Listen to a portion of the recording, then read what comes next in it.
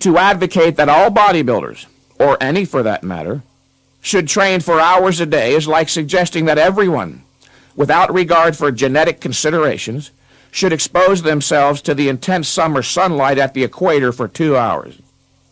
And when I speak of the dangers of overtraining, it is not merely that overtraining is counterproductive in that it hampers your training progress. It may be life-threatening, as the recent research of Dr. Kenneth Cooper indicates. This is not so difficult to understand when you consider that intense weight training is a form of stress on the human physiology. And who has to be reminded that we are all rather delicate and vulnerable as living organisms? It only stands to reason that chronic, gross overtraining could inordinately tax the overall physical system and possibly result in a breakdown where there might be a weak link such as the glandular system. Dr. Cooper, in fact, attributes the lymph cancer of Lemieux, the hockey great, as well as that of Marty LaQuarrie, the distance runner, to overtraining. While the science of productive bodybuilding exercise is not infinitely complex, there's considerably more to it than the childlike simplistic notion that more is better. As children, many gain the notion that more jelly beans are better than less, then carry that unchecked, unchallenged premise through life and misapply it to many subjects, such as bodybuilding science. In fact, if you reflect for a moment, you'll realize that the more is better jelly bean premise is wrong too. Beyond a definite limited point, jelly beans make you sick, fat, and may cause dental problems. The premise more is better is actually an ethico-economic principle, i.e., more money, more knowledge, more values are better than less. One cannot take a principle from ethics or economics and apply it blindly to another context, such as bodybuilding, and expect any meaningful results. The premise more is better means precisely that. More is better means more is better. Look at the implicit logic, listener. There is a built-in guarantee. If 20 sets are good, 40 sets are even better, and 80 sets better still. You can't lose. The more exercise you perform, the better your progress. Again, it's a built-in guarantee. So why not just take off of work for 3 months, train 18 hours a day, and you'll reach Mr. Olympia caliber. You see now how useful logic is. It is man's method of gaining knowledge, which is, again, his means of survival, and is therefore that of most fundamental importance in human life. Man is not an instinctual creature. Instincts are a form of knowledge that are hardwired into animals, and therefore guide them automatically and unerringly. Man is a conceptual being who gains and uses knowledge only by a volitional cognitive effort. And it is because one must exercise his power of choice, exert a specific effort of will, to initiate and sustain a process of thought, that many don't do it. They apparently find the effort involved too much or not to their liking. Having been brought up in an anti-rational culture, many are not taught to value logic and thus never achieve intellectual self-sufficiency, i.e., the ability to think rationally and to judge independently. They have uncritically accepted faith as a means of knowledge. And faith is the antithesis of reason. It is the blind acceptance of ideas for which there is no rational proof or sensory evidence. And they were taught to judge not, or the secular version, to keep an open mind. The idea that one should not judge, or that he should keep an open mind, is very dangerous. It is used to keep people confused by suggesting it is a virtue to grant plausibility to anything. Obviously, not everything can be true. Instead, one should cultivate an active mind, one that treats ideas critically, seeking to distinguish truth from falsehood. The approach of most bodybuilders to training from the start amounts to little more than a blind leap into the dark. Throughout life, we all encounter innumerable theories on the subject, from religion to philosophy, to politics, to the healing arts, nutrition, and bodybuilding science.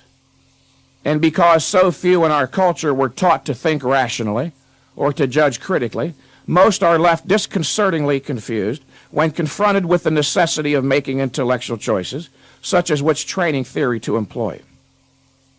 I realized that I was like this when I reached my late teens. Most symptomatic was my notion that if something was printed, it had to be true. I learned later that my notion was illogical, of course. Not every idea can be true, since so many of them conflict with and contradict other ideas. It was Arthur Jones who divested me of this bit of ragtag illogic when he barked, "Mike, just because something is printed doesn't mean it's true. In fact, 90% of what is printed on all subjects is outright hogwash."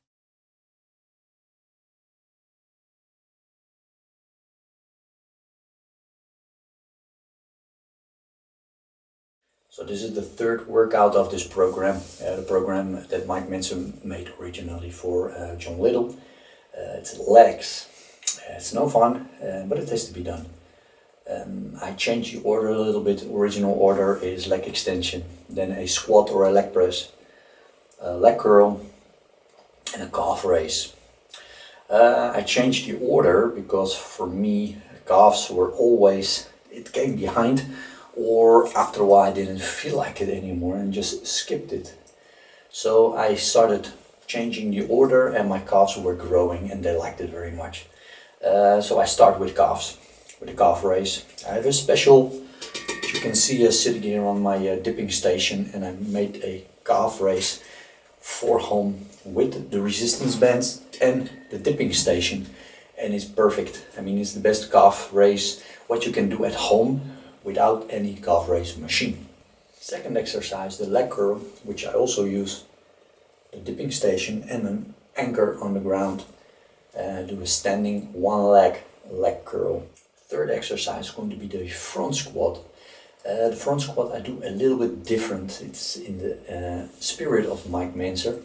It's in the rest pause style, but how Mike Mentzer made it is like at the end of a set that you can still do a 1 or 2 rest pause reps, or do a total set of only rest pause. So you do a maximum set, maximum repetition, rest 10 seconds, do another repetition, maximum again, rest again 10 seconds and do another maximum repetition.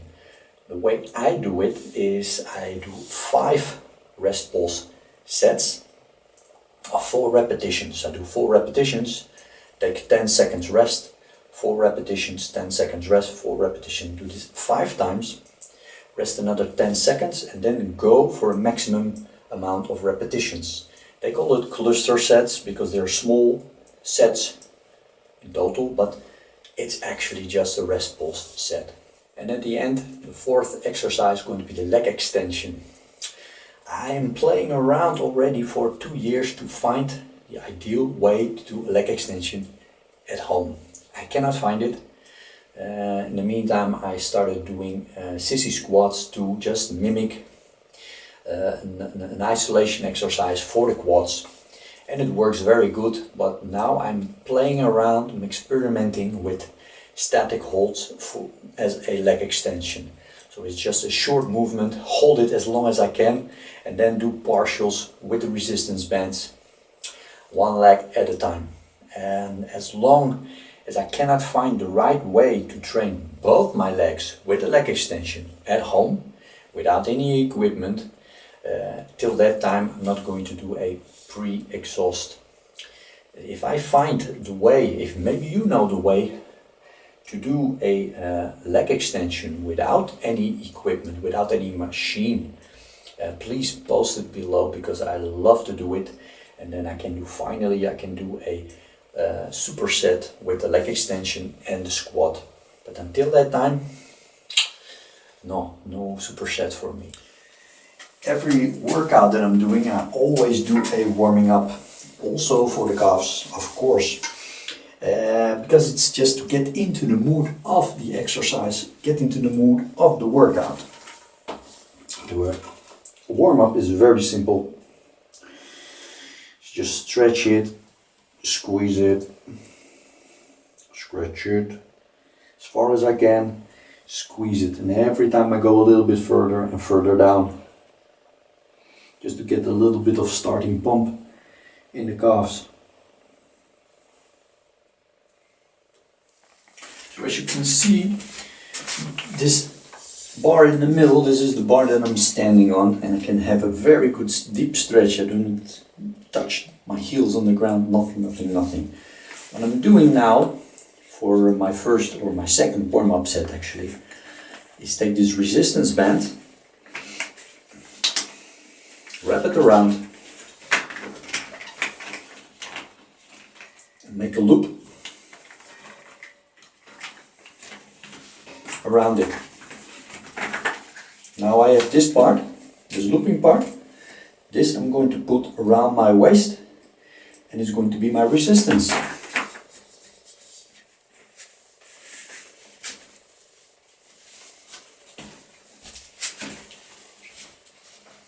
Put it here on my lower back, so my ass is going to hold it up.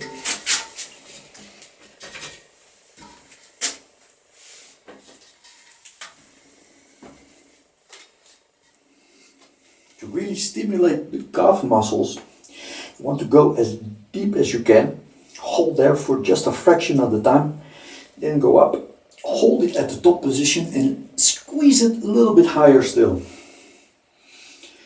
And go back slowly. So after my warm-up session, I rest about 1 minute, 1.5 minutes, get myself also mentally prepared, because I give myself only one chance, one opportunity to get the best out of this set. This is the working set. This is the set that has to trigger the growth. So you cannot do this when you're still half thinking of other things, busy with other things, or still tired from a warm-up or a other set. What you did before maybe. You have to really blank yourself in your mind and focus on the exercise, focus on the muscle. This is the only way how to make high intensity training work. You have to be focused, you have to be prepared to go all the way. You get only one chance, one opportunity.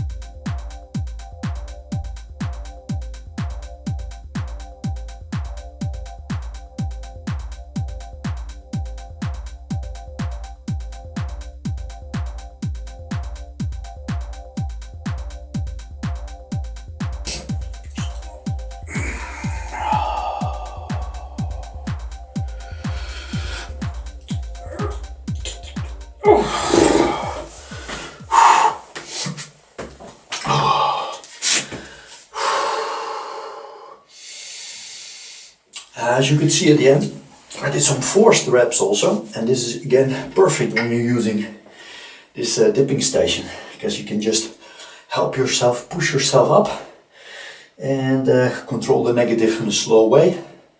As soon as you go too fast with the negative, stop the negatives.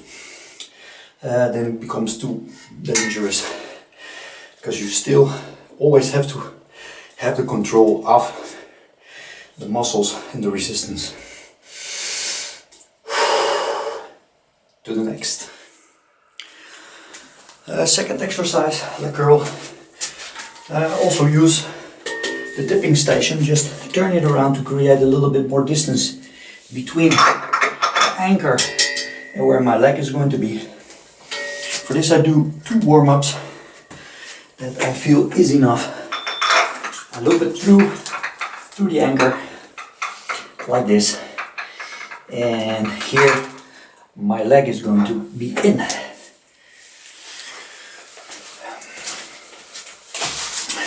The thing is, when you look at it like this and you put it around your ankle like this, you can see it, then this part, as soon as I start moving, it can go up and down, up and down. So what I'm doing is take some ankle bands,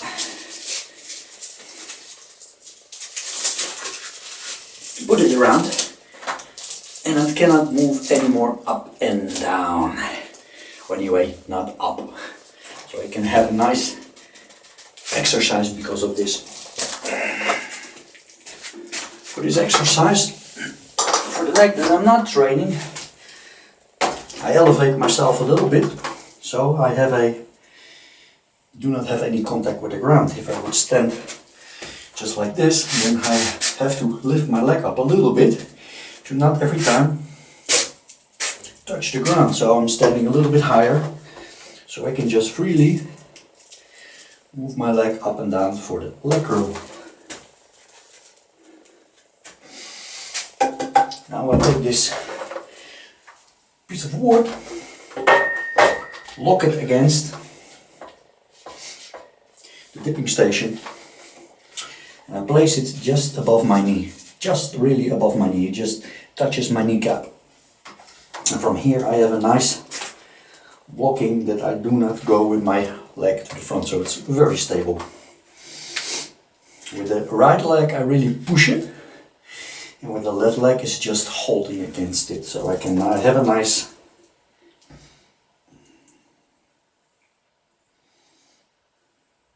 free movement.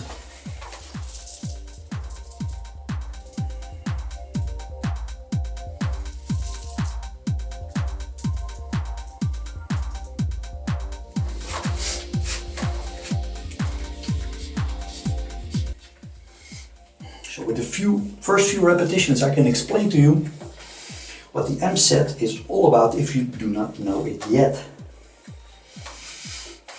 So what I do is I start, lift the resistance all the way up, squeeze it hard, lower it a little bit, hold it, up again.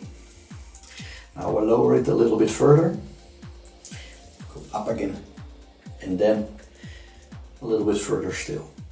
3 parts. So this is the first part, second part, third part. I do not go all the way back because simply this doesn't do much. This is just, it's playful. So go up, hold it till here, go up, squeeze it hard,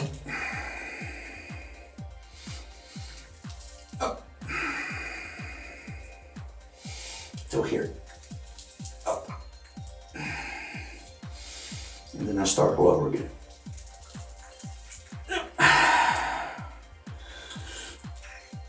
Up. And every repetition getting harder and harder.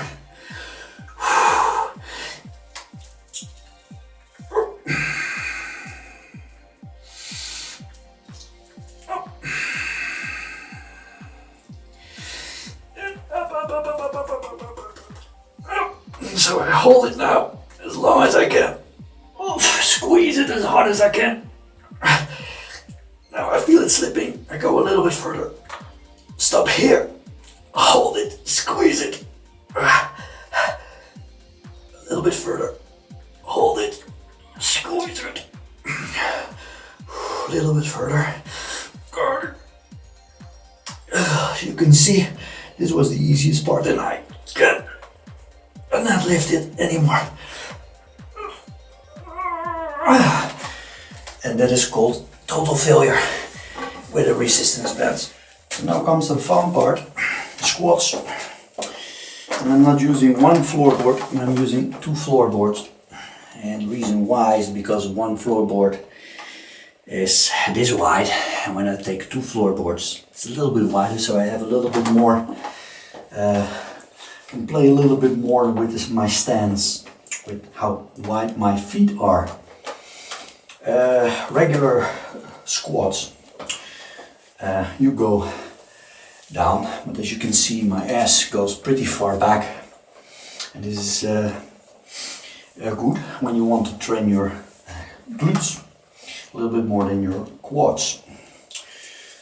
So it goes down and up, so you see from here it's a lot of glute activation, hamstrings also, but also lots of glutes to get yourself up. And this last part comes more from your quads.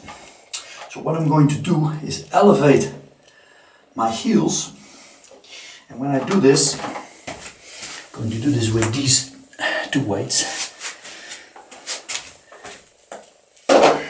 Place them like this. I can raise my heels, so I get a nice angle on my feet. And now when I go down, it's more from my legs and not so much from my glutes.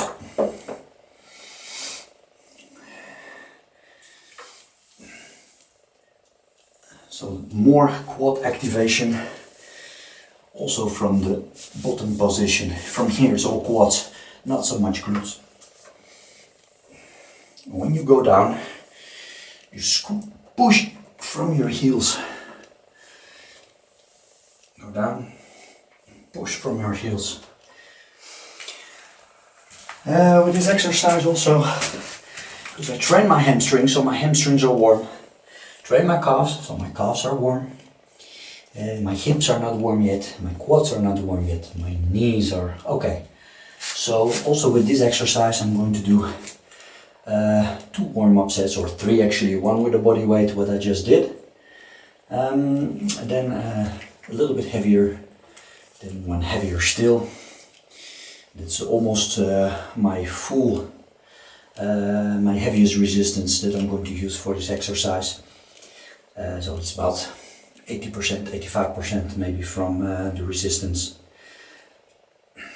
as my last warm-up set. And then we go.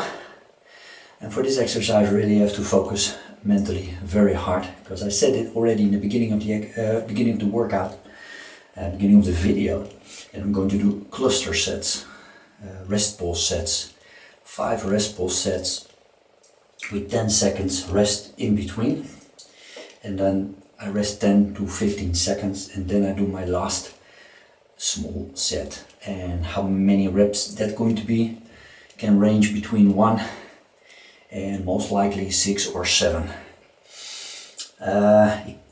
Try to make the last set, the 6th set, try to make it as hard as I can.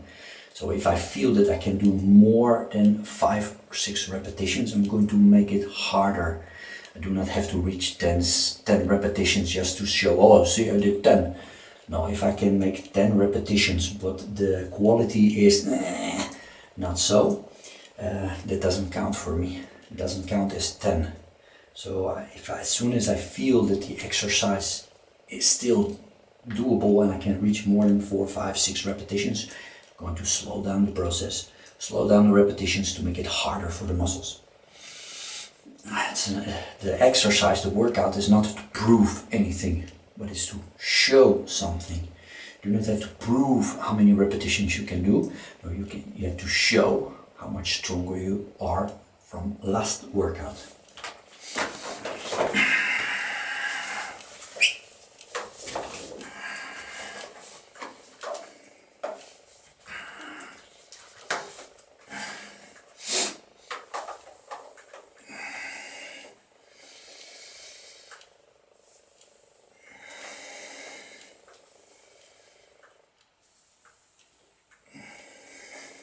Maybe some of you want to know how high this elevation should be. Well, nothing should be. Try to find out yourself. The lower you are, the less activation from your quad you have in comparison with the elevation. When you elevate too far, well, you just join the circus. And you're lying somewhere there in the room because you're going to fall flat on your mouth. So not too high, not too low. Try to find out yourself. I mean, there's nothing wrong with experimenting yourself instead of just listening to the average YouTube guru who thinks he knows it best. Because we have enough of those in the high intensity training community.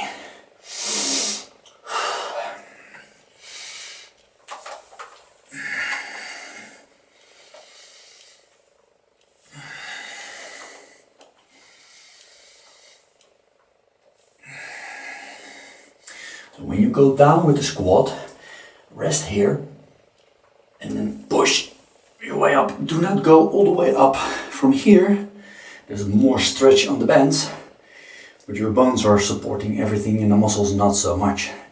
So always keep a little bit of a bent knee.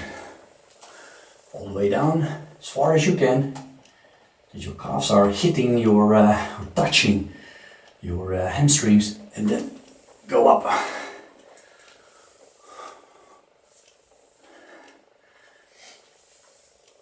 So take the clock for 10 seconds. You don't want to work with a clock for something. 4 to 5 deep inhales and outhales. Deep breaths. They're about the same as 10 seconds. Just keep an eye on that you're cheating on yourself and breathing slower and slower, so you have more and more rest. It should be high intensity training and not fooling yourself training. That's why I use a clock, that I really know what is 10 seconds. Maybe I cheat myself on 1 second, maybe 2, but not more. Anyway, this is what I tell myself.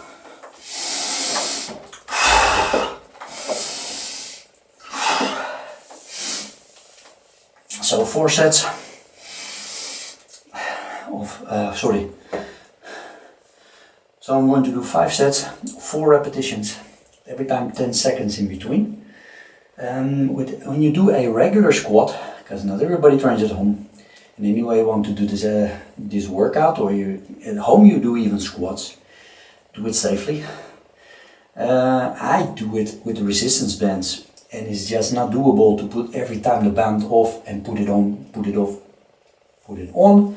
So that's why I keep it on and I stay in this position. It is hard, harder than when you just stand there and just relax.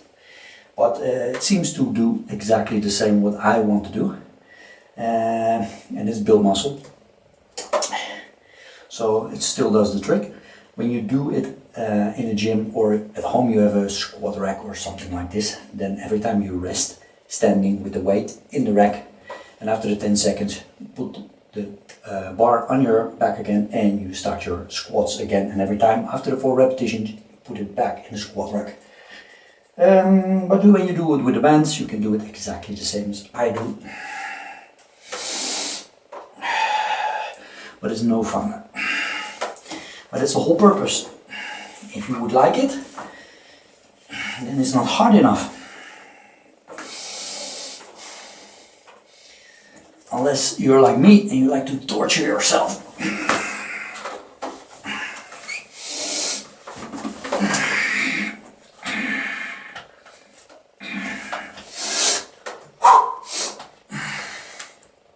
So, let fun begins.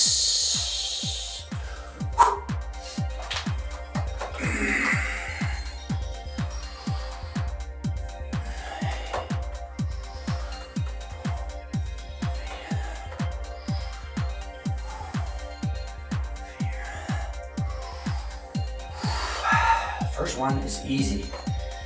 Easy peasy, mac and cheesy. Keep breathing.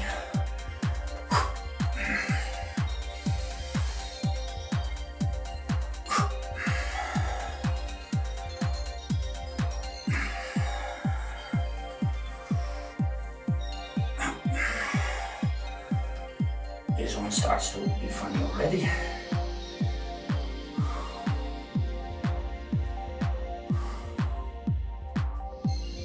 Number 3.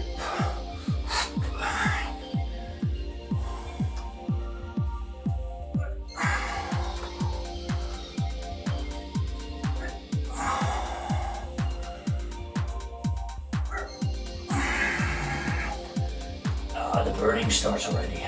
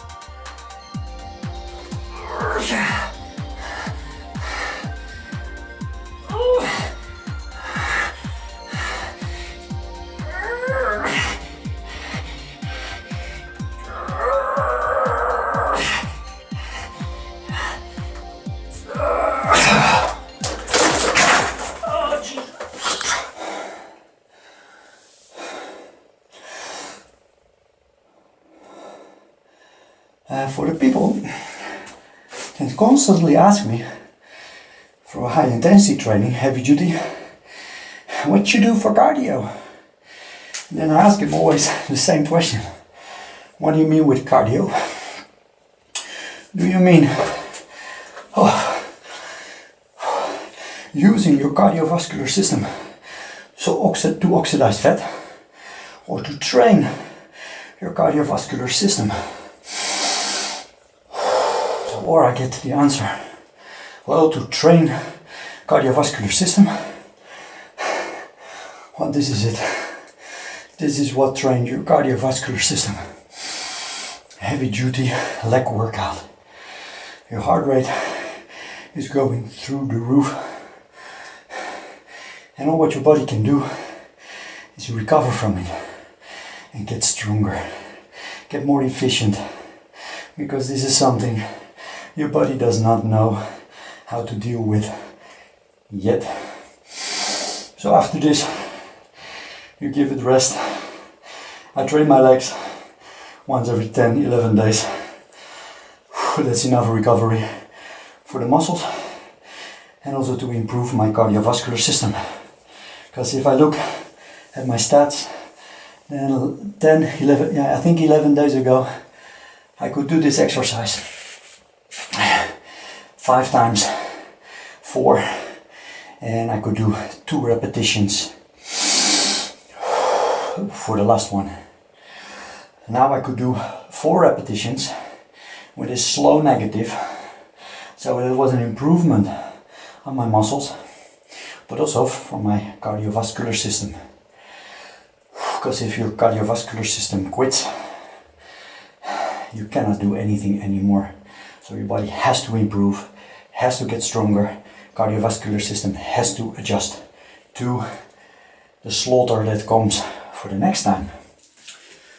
Now the last exercise, leg extension. Leg extension is the opposite of a leg curl.